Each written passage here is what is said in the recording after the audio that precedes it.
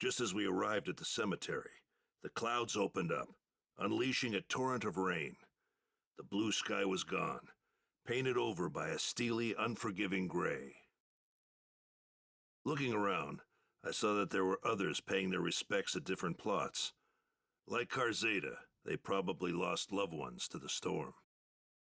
As soon as he laid eyes on the mound of earth in front of him, the dam broke. Karzeda's shoulders heaved with his sobs. Why did I say those awful things? There were so many more important things I wanted to tell you, but He sank to his knees, crippled with grief. His fist beat at the earth, sending drops of muddy water splashing onto his face. I didn't want that to be our last conversation. If I hadn't blown up, if we hadn't fought, I only wanted to see you smile, but I made you cry. All I could do was watch over Karzeda as he poured out the feelings he'd held back for so long. Let it out, son. It's the only way to get through it.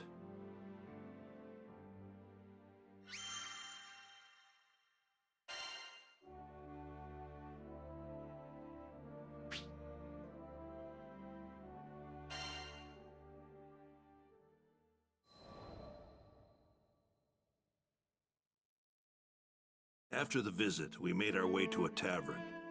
We could hear the rain beating down on the establishment. It was still day, but the sky was dark as night. Karzeda ordered the stiffest drink they had and downed it in one gulp. My friend once showed me a flower and said that each one symbolizes something. At the time, I didn't get it, and I had other things in my mind, so I never bothered looking it up. He shook his head, saying that he'd wished he had treasured those small, everyday moments with her. Each word struck me like a blow, reminding me of my own failures. How am I supposed to live with this regret? It's like the storm outside, pounding on me until I give in and let it sweep me away. I mulled over his question for a while before opening my mouth. I'm not the right person to answer that. Only your friend knows. But how? She's... So I told Karzeda about my wife, and about the agony of losing her. All the things I'd hoped for, things we could do as a family, were no longer possible. The chasm of remorse threatened to swallow me whole. I couldn't imagine things getting better. Not then, not ever. But I was still alive. Unlike my wife, I still had a future. Didn't that obligate me to move forward, to find meaning in being left behind, and try to fulfill what she wanted for me? Didn't that apply to Karzeda? You want me to go with you, to find that flower, I mean? Maybe finding it would give him the answers he needed.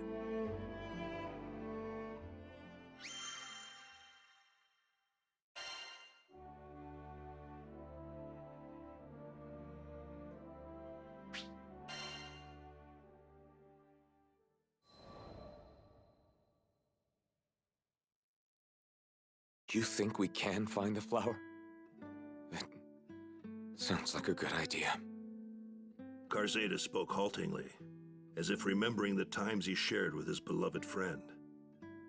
She'd always loved flowers. Tempeal was a land forged by its mines, and its climate wasn't suitable for flowers. But that wasn't going to stop her. As if that thread of memory had unspooled another, Karzeda said that his friend mentioned having a secret flower garden. But she hadn't told him the location, so he wasn't sure where to begin looking. Sometimes she'd head out to a forest near Folka. If the garden's anywhere, it's probably somewhere in there.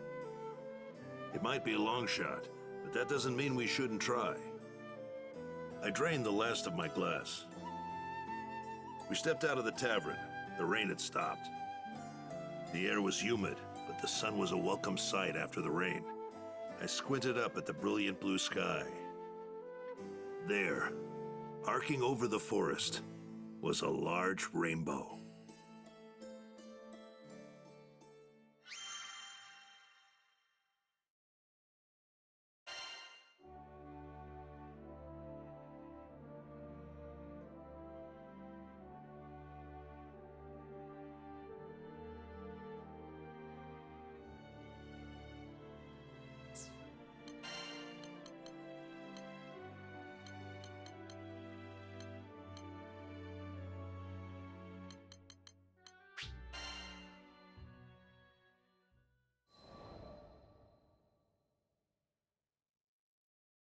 During our stay in Seed Hollow, a certain request made its way into our hands. We were to inspect sightings of a mysterious young girl near the Seed Hollow castle. You don't think she's a ghost, do you? I put a hand on Lyria's shoulder to comfort her and asked the client for more details. According to reports, the young girl appeared to be looking for something. Workers helping with the castle's restoration effort would attempt to approach her, but she would vanish before they could get close. Each sighting would spook another handful of builders until there weren't enough hands to complete repairs. By all accounts, it seemed to be a ghost. Of course, I couldn't admit that to Lyria. It was not uncommon for spirits to take refuge in ancient ruins or castles and play tricks on any unfortunate souls passing by. They were almost never malicious, even friendly sometimes. However, we couldn't take our chances. I just wished we had more information to work with. There was something familiar about this story. I just couldn't quite put my finger on it.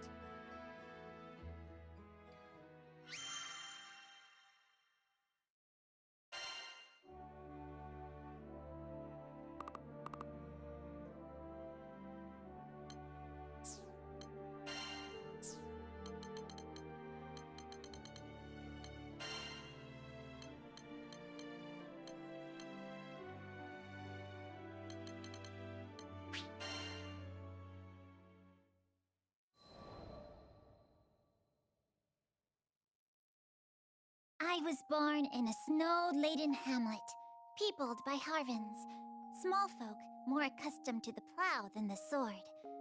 We believe the sky's far too vast for us, and, as I was soon to learn, its dangers far too many. It happened when I was yet a green, callow youth. I strayed beyond our fences and into the claws of a monster. I cried for help, but all that met my voice were the howls of the wind. Abandoned even by hope, I could only give myself up to death. But before the darkness took hold, I saw brilliant figures skimming the sun-kissed snow. They were the Lumiel Order of Holy Knights, come to my rescue. Oh, that there were words bright enough to reflect their flashing swords as they did battle with the beast. Or sounds tender enough to echo the kindness with which they took my hand and led me home. What can I say, but that they were as mighty and generous as the sun? On that fateful day, they gave me life and guidance. I learned that by shutting your eyes to danger, you only leave it free to wander in the darkness. Thus, I resolved to turn toward the light and become defender to the skies. I would join Lumiel and, with my farmer's hands, bear aloft the banner of virtue. I threw all my being into training, begrudging no amount of sweat or tears. And, with the passing of days, that little girl lost in the snow grew to become the captain of the Lumiel Order of Holy Knights.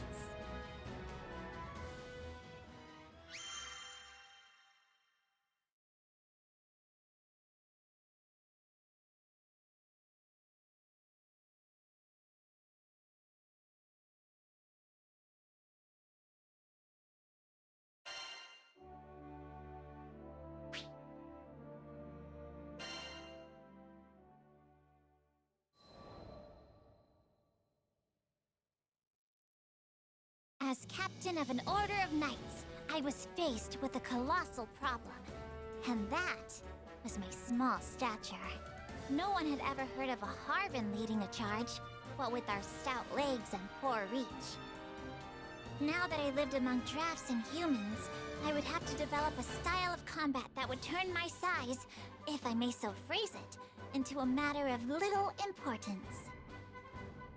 Seeing that I worked twice as hard, despite being half as large, my compatriots grew to respect me.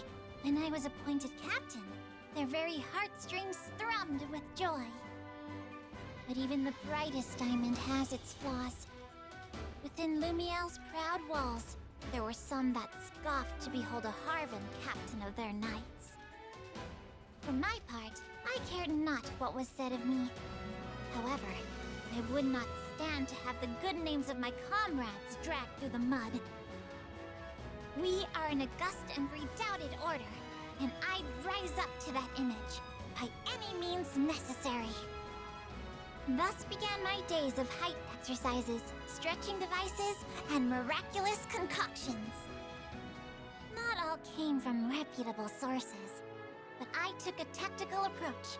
If it had a chance of working, I'd try it. Days grew into weeks, which grew into months, but I grew not 1 inch. Then, it happened. Right as I was on the verge of losing all hope, word reached me of a distant village that had devised a height tonic. Here was the answer to all my prayers.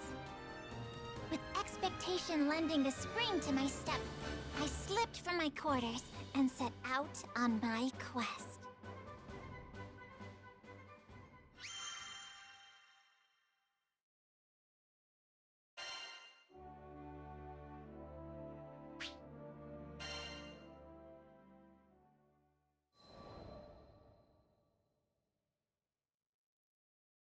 I had to take a mountain pass to the village, which was, in a word, perilous.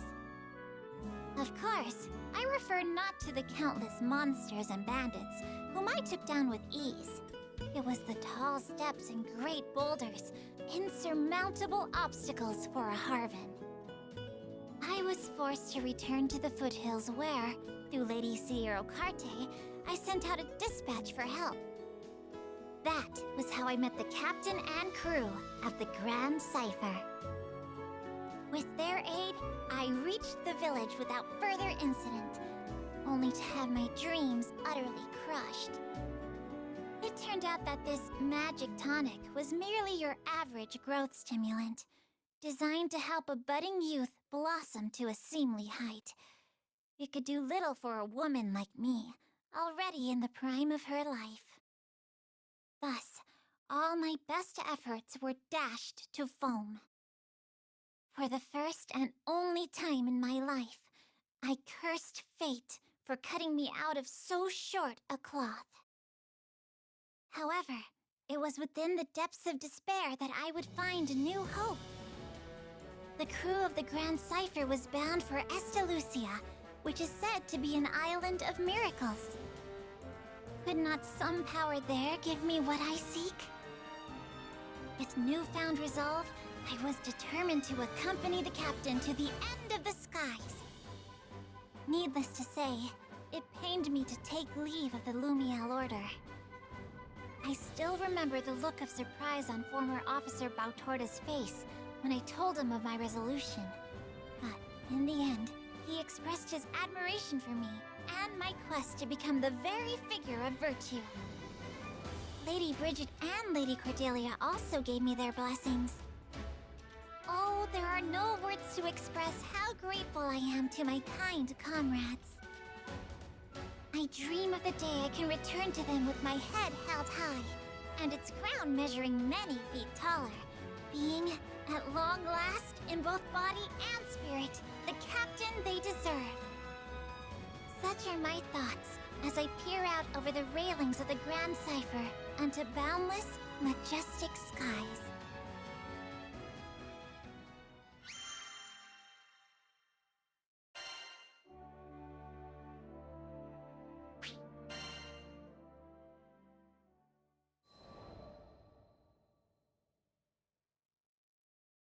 One day, when I was visiting Seed Hollow on business, I espied a young man crouched in a corner of the central plaza. There was no mistaking his mussed hair, a style rebellious youth call the Mohawk, and surly face.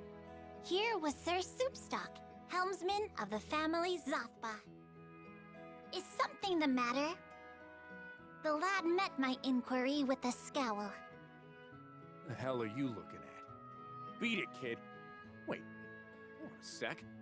Ain't you a part of that crew? Assured of my goodwill, Sir Soupstock unfolded his troubles. Whilst making his usual rounds squaring away accounts, the lad had met with some resistance. One of their clients, a nobleman disdainful of Sir Soupstock's low birth and tender age, had refused to pay.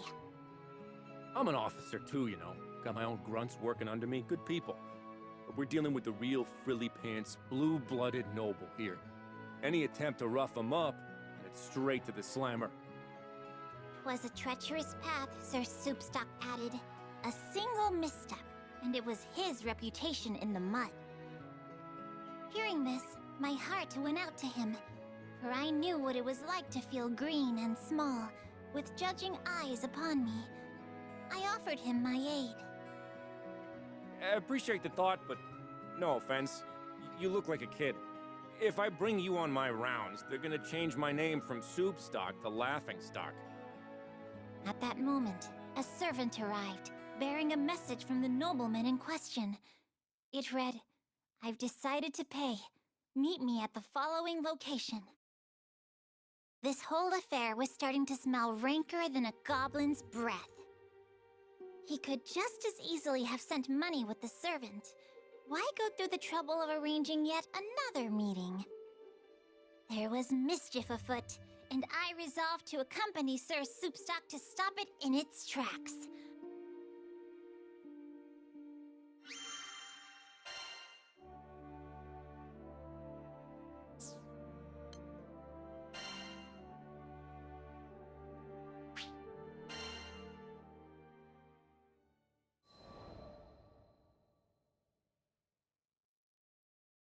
I come from a long lineage of proud warriors. We had a great number of visitors at our dojo, many of them masters of their respective disciplines. At some point, I picked up a blade of my own and began to mimic their movements.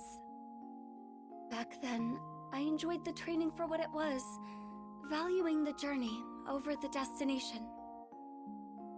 That is, until I met him, the supreme swordsmaster of the Eternals, Eata, once known as the demon Zomba. With a single glance, he identified all of my weaknesses. Then, with a few words, he taught me to overcome them. His strength was beyond captivating. I even eavesdropped on a conversation between him and my father, and discovered we were distant relatives. I was elated. For some time, he continued to train at our family dojo. I took every opportunity I could to learn from him, following him wherever he went. I ate whenever he ate. I committed all his mannerisms to memory. However, with the exception of our first encounter, he never acknowledged me. After all, he yearned for nothing more than strength. Why pay heed to a weakling, such as myself? So I vowed to become stronger. I would soar so high, he'd have to see me. I dedicated myself to training, begrudging even a single moment of respite. The blade was everything to me. And eventually, there was no disciple at the dojo who could come close to rivaling my skill. That was around when he vanished. In the blink of an eye, he was out of my life.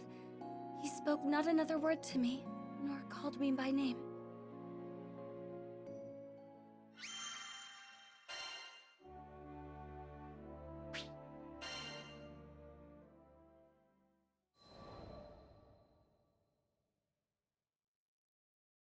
I was meditating in the forest one day when a group of travelers approached me.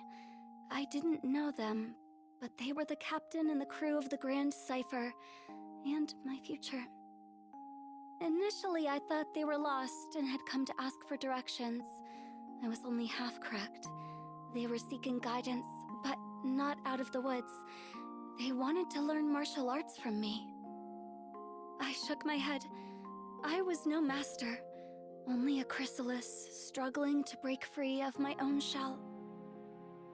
I believed the captain was mocking me, but that wasn't the case. I looked into the captain's eyes and found truth, alongside a burning desire for strength, It felt as if I was in his presence again. I found myself drawn to the captain. That's why I decided to join the crew of the Grand Cipher on their journey across the skies. I was convinced that this was the only path that could reunite me with Zomba.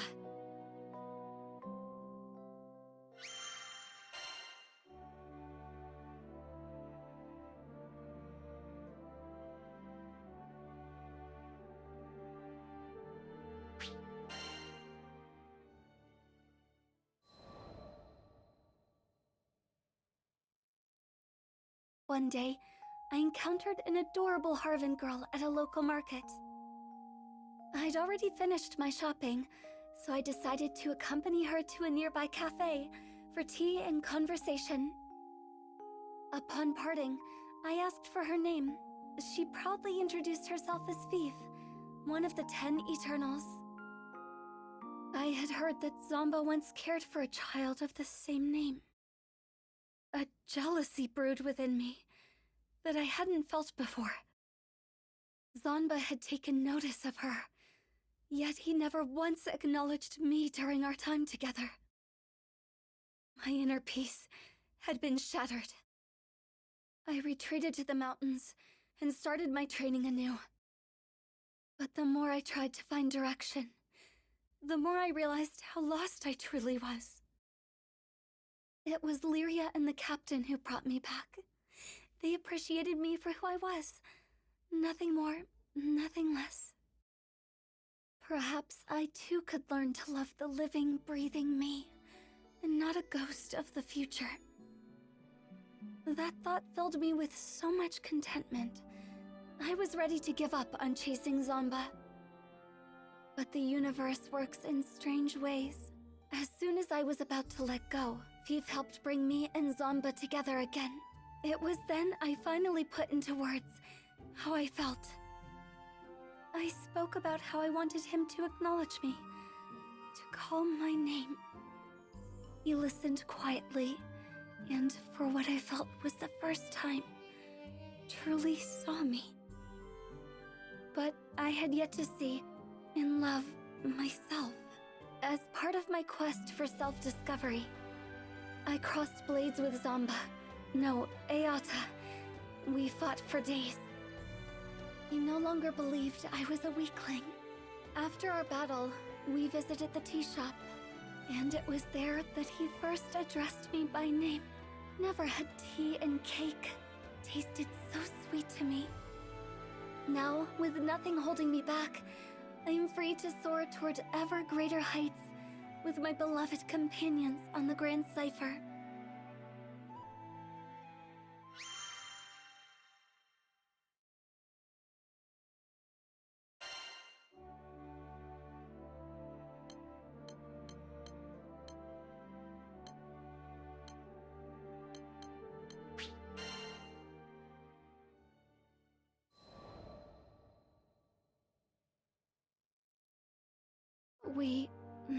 I had failed that day at the Hailwind Altar. I had spent years training and sharpening my skills, devoted my entire life to the pursuit of strength. But in that moment, it all amounted to nothing. Our experiences in Zego Grande had planted a seed of doubt in my mind. Over time, it grew, dense and wild as a jungle, choking me with a sense of helplessness like I'd never felt before. I wasn't able to protect Lyria or the captain. I had found my identity as a big sister, as a guardian.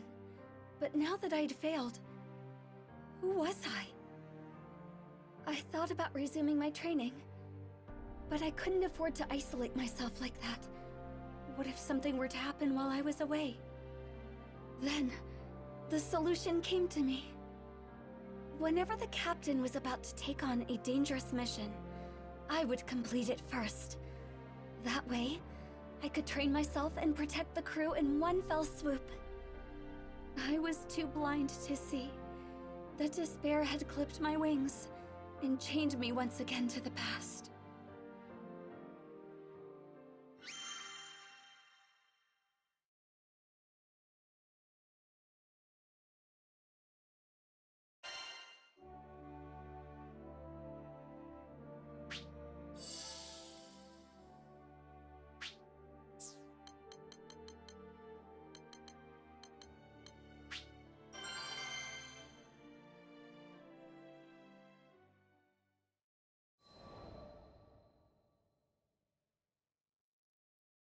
Are there any particularly dangerous missions available? Sierra Carte, with her usual cheery disposition, set a list of options before me. Sure are. We've got a few jobs here that only a crew of your caliber could handle. In fact... She paused and looked at me with a quizzical expression. You know, I can't even remember the last time I saw you here by your lonesome. Don't you usually do things as a crew? I told her I intended to undertake these missions alone, as part of my training. I gotcha. The grind never ends for you, huh? Just don't push yourself too hard, you hear? I nodded, only half acknowledging Sierra's words. After deciding upon a venture, I chartered a small carrier vessel which would take me to a nearby island.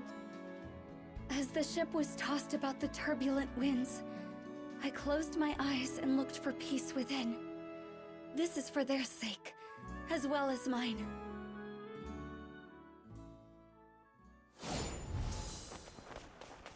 According to Sierra, the threat should be somewhere around here.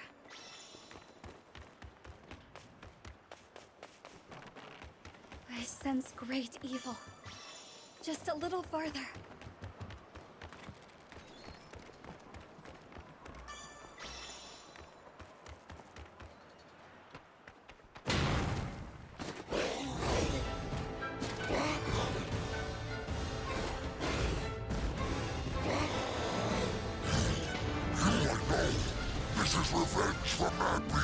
Shall we test which is stronger? Your shield or my blade? Which decides? Certainness! The final dogfight stands. Such malice.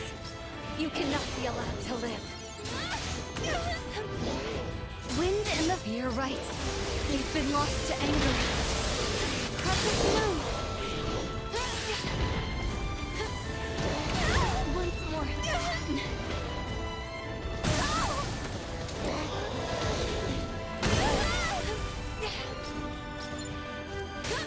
I can see how this battle will end. It ends with your death! Evanescence! It must be done. You bring nothing to the skies but such worthless. But it's not over yet. I will not rest while evil runs free.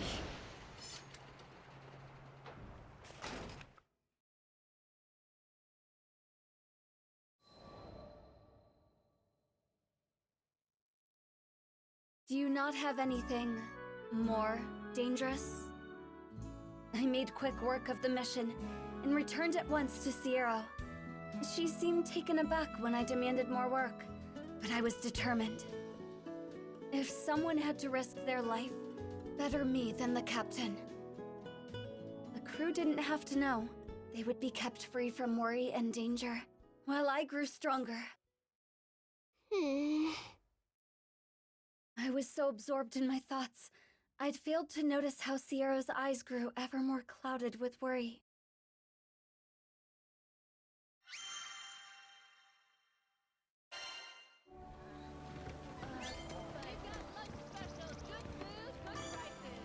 Hello there.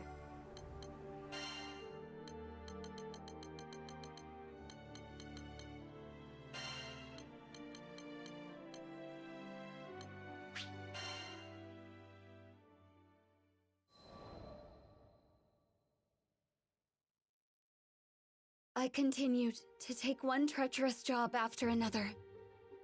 If you want someone safe, then keep them from entering the tiger's den. It's as simple as that. Are you really sure you're up for another wonder, Maya?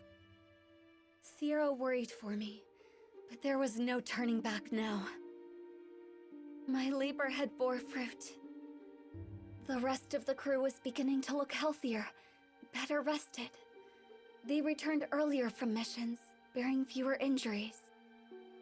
I appreciate the concern, Sierra, but the path to strength is long and narrow, and I must continue down this path, for all of their sakes. I was fixated on protecting my loved ones. They were all I could see. If they were safe, then nothing else mattered. That thought alone was enough to steal my resolution.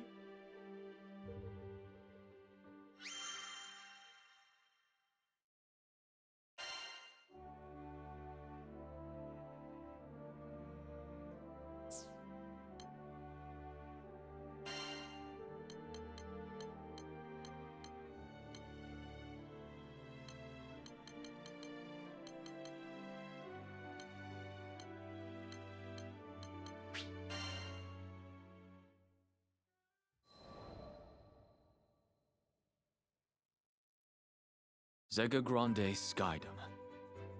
How much time had passed since our arrival here? With our battles against the Church of Avia and the pacification of many primals, it certainly felt like a lifetime. But now that things were a little quieter, we were content to return to our usual bread and butter, satisfying requests from locals. Though the crew was accustomed to quests of all sorts, one day, there came a demand that left us puzzled. Sorry for the confusion, folks. This request isn't for the whole crew. It's an escort mission for Lancelot, specifically. Me? But why? There were few in the Skydom who had even heard of my name. Curious, I asked about Hans, the man who had posted the quest. Oh, you don't know him? Seems like he was real familiar with you. Anyways, he's a butler for the Lord of Grosgard. I hesitated. There was nothing I could do that another crewmate couldn't accomplish just as well. Acknowledging a specific request for me felt discourteous in a way. You're not at your fancy-ass court anymore, okay? On our ship, you don't have to worry about rubbing anyone's ego the wrong way. If you're interested in the job, just take it. Though he may not have been tactful, Eugen was, as ever, a fount of wisdom. Very well, then. I shall hear what this Hans has to say. It is a pleasure to meet you.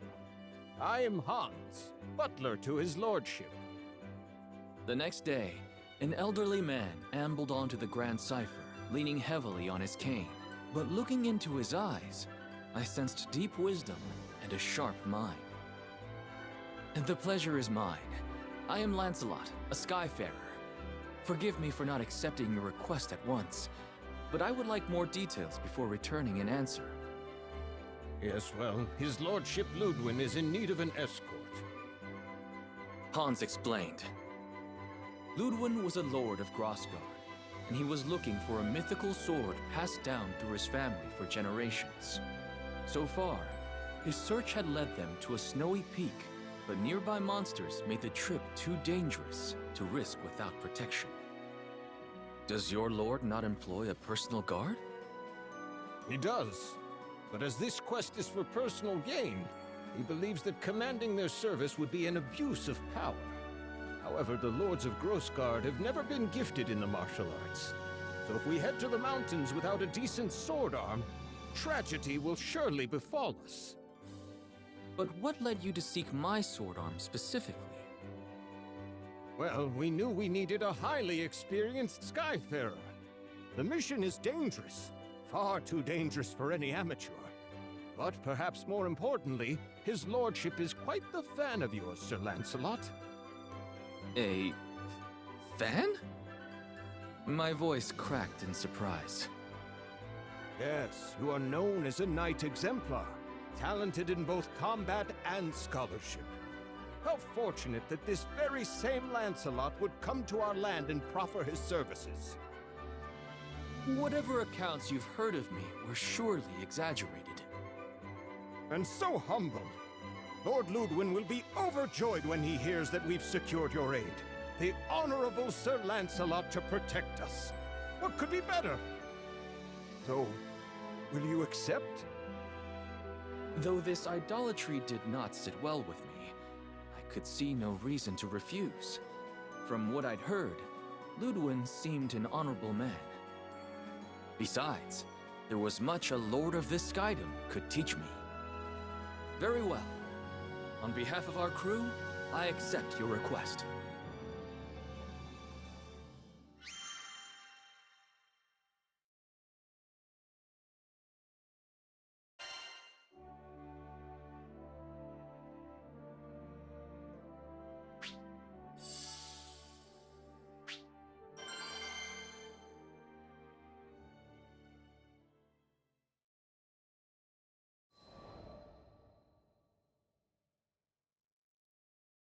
Hans and Ludwin were waiting for me at the foot of Mount Nagelith. It is an honor and a privilege to meet you, Sir Lancelot of Fiendrock. Hans has probably already told you who I am, but allow me to formally introduce myself. I am Ludwin, Lord Protector of Grossgard. Though his aura was imposing and befitting of a lord, he also felt courteous and down to earth. The honor is mine. Though I am now no more than a Skyfarer, I swear to protect you and yours with my life, should it come to it. Well, whatever your title, I am glad to have your aid. Ludwin was beaming. Hans had told me of his excessive devotion, but it was another thing seeing it in person. I suddenly felt I wasn't quite sure how to conduct myself. Right. So you believe a family heirloom is hidden among these peaks? Not the sword itself, but the first of a series of trials that shall reveal the blade in due time. I see. And what is the first trial? There's a record somewhere around here which should detail the whereabouts of the sword. A little game of my family's, if you will. But on second thought, perhaps a great knight such as yourself has nobler things to do than this frivolous treasure hunt in the snow. Yes, perhaps we had better call it... My lord. Hans was stern, more mentor than butler. The ancestral trials are not frivolous. Each one holds an important meaning. Those same challenges taught your father how to reign. Skies rest his soul. Yes, you're quite right. Forgive me, Hans. So, with that settled, I shall count on you, Sir Lancelot, to provide the muscle. For as you may know, I am sadly little more than a statesman. I am yours to command. With that, I unsheathed my twin blades and started our quest.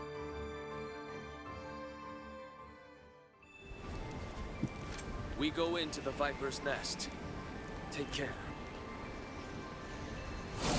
I'll go on ahead and make sure the path is secure. For your own safety, try not to stray. Oh, do let me know if I can be of assistance. My lord, let's leave the fighting to the professionals, shall we? Oh, yes, of course. Well then, Sir Lancelot, do what you do best.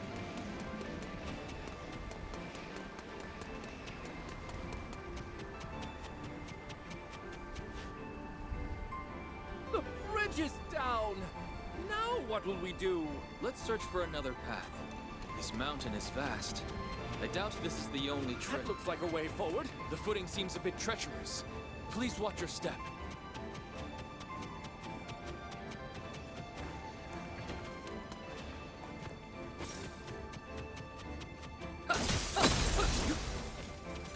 God! Monsters! Stay behind me. I'll deal with this.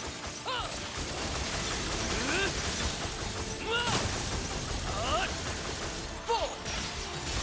Southern Cross! I think that was the last of the monsters. What glorious form, Sir Lancelot! It is a pleasure to watch you work. If you're unhurt, my lord, we had better proceed. Wide open! It's hard to breathe.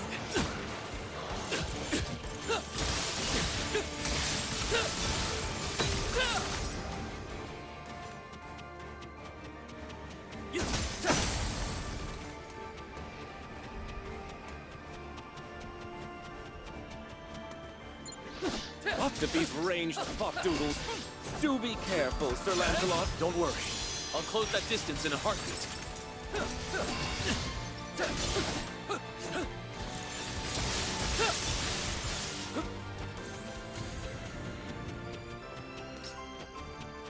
Is this a dead end? No. Look! A chest! Wait, this monster. Get behind me! A giant eyeball! I think I've read about this monster! Nazar Bonju! Correct. Our crew has faced it once before. Ah, such daring do, brave Lancelot! Wait! On guard! They're growing desperate. Be on guard! Terrifying beast! A single glance and I feel frozen solid! We'll see which is colder. Its gaze or my frost.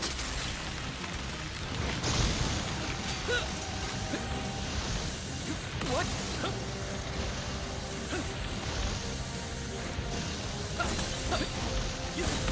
Not yet. Once more.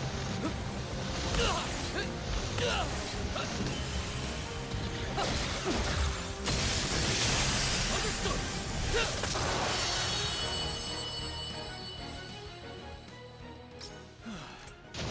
I believe we're safe now. After this, it's back to trading.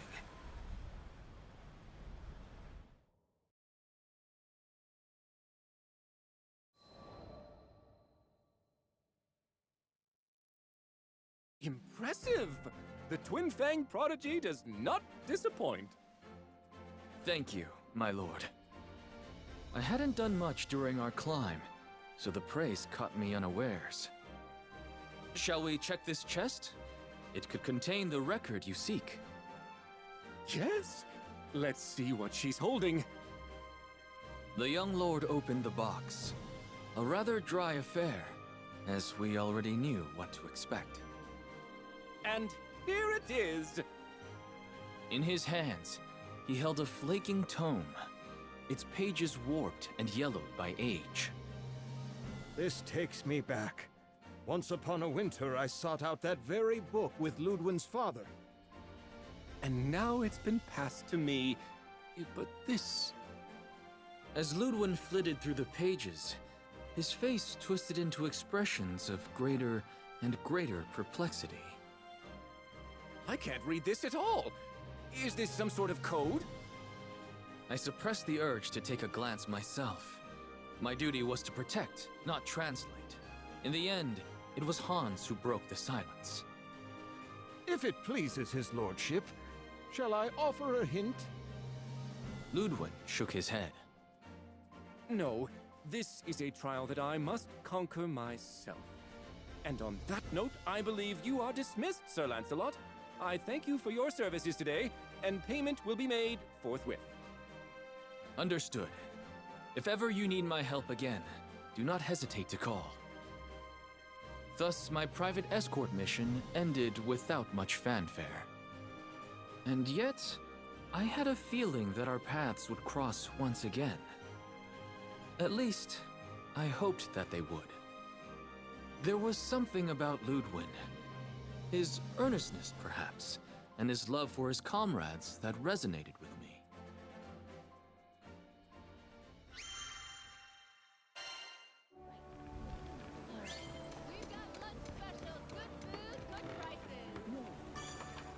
Hello there.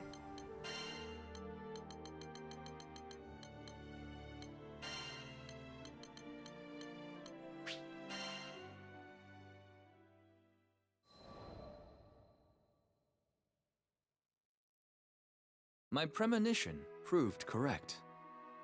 His lordship finds himself in need of your assistance once more.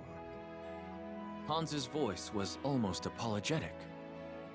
What troubles him? You remember the record we found on our previous trek, don't you? I nodded. The Lord of Grossgard was searching for a family heirloom, and this record detailed its whereabouts. However, the directions were written in code, which Ludwin had yet to decipher. He told me, and I quote, "Hans, don't you dare bother the charming and brave Lancelot over a mere trifle." But he hasn't made any headway on his own, and I've no doubt he's secretly yearning for your aid. I looked at the butler with some confusion. Hans, I recall you saying you'd already completed the trial with Ludwin's father. Indeed. Then your assistance would be far more valuable than mine. Come now, it is a butler's duty to serve his liege's best interests, and Lord Ludwin's shall be best served with my silence. I suppose Ludwin would never grow if Hans simply led him to the answers. Better that we pieced out the puzzle together. Very well. I accept your request. I thank you on behalf of his lordship. Now I was beginning to grasp at the deeper meaning behind these tests.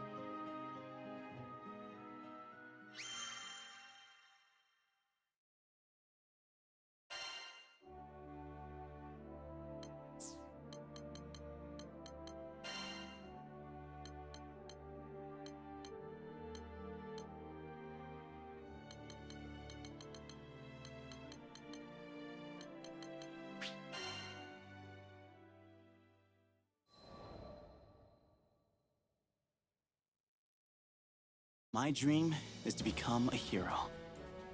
I know, kind of stupid, right?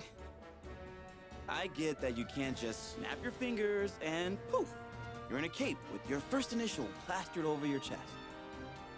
But let's face it, the world we live in could really use some heroes. Feels like every day I come across some new sad story. Where's the harm in wishing for more sunshine? Anyways, I know heroes really do exist. I was saved by one. Well, saved might be an exaggeration, but I was a timid little squirt, and he was always there for me. He was just so darn cool. I wanted to be brave like him. I wanted to protect people like him. Eventually, my hero left our hometown to become a knight. If I was going to follow in his footsteps, then that meant I needed to take up the old helm and armor too. Wasn't sure if a weak crybaby like me would ever amount to much. But hey, whoever changed the future by getting hung up on the past? You probably already figured this out, but this hero I've been talking about? None other than my childhood friend, Lancey. And let me tell you, he's like something out of a fairy tale. Brave, smart, strong. Back in the day, all the grown-ups would call him a prodigy. If it wasn't for him, I might have never become the shining knight of Fiendrock that I am today. But man, do I still have a long way to go. I won't stop until I'm the best me I can possibly be.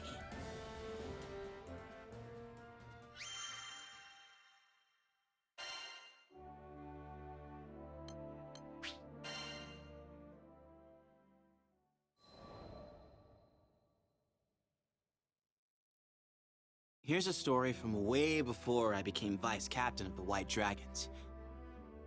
One day, I was waiting for Lancey at a harbor in Fiendrock. When hours passed and he still didn't show, I started to get nervous. The sound of the surf, which had been super calming until then, turned dark and whispery. Weird, but okay. Snooping around, I found out the true dragon Fafnir had returned. The royal powers that be were putting together a force to beat him. And of course, the person leading it was the captain of the White Dragons, Lancey. My best friend was about to march into the jaws of a literal fire-breathing lizard, and he was gonna do it without me. I couldn't let that happen. In a panic, I started back for the capital. So there I was, rushing along, worried half out of my mind, when I met the Grand Cypher's captain for the first time. Apparently, the crew was also headed for the capital of Fiendrock, so I told him to stick with me. More the merrier, right? Except, I wasn't exactly merry, and the captain could see that. Unable to stand it any longer, I spilled my heart out. I talked about the divide between me and Lancey, about how all I ever wanted was to be there for him, on and off the battlefield. For every baby step forward I took, Lancey soared. I was weaker than him, ranked lower than him. I wasn't enough. And this whole Fafnir business had just driven everything home. everyone had immediately gone to Lancey, asking him to lead the way, save the day. On the other hand, I didn't get so much as a backwards glance, so I was just some random foot soldier. But I didn't get to whine when my best friend was out there risking his life. I needed to stop feeling sorry for myself and put in the work so I could start feeling proud instead. Lancey's a born fighter and a genius. He's also human. The pressure on him is crushing. I had to get strong enough to support him. Hearing this, the captain asked if I wanted to join the crew. Of course, I would never quit the White Dragons, but maybe a temporary change in direction was what I needed. I'd run myself into a rut. New scenery, fresh perspective, all part of a healthy breakfast for a growing boy like me. So I took the offer, determined to go back to the White Dragons bigger and better than ever. But I digress. Back to the Fafnir problem. All you really need to know is, it's spiraled way out of control. The fate of the kingdom hangs in the balance kind of stuff. Thanks to Lancey and the captain, Fiendrock managed to find its way back to normalcy. And me? I'd been changed forever. Though we'd been fighting a dragon, I ended up learning a lot about people. Their strengths, weaknesses, what scared us, made us tick. Had some people pass out of my life and others come into it. My eyes were open to a lot of things, and not all of it pretty. But I'll take it. Because it's the sum of our experiences, the good and the bad, that make us who we are.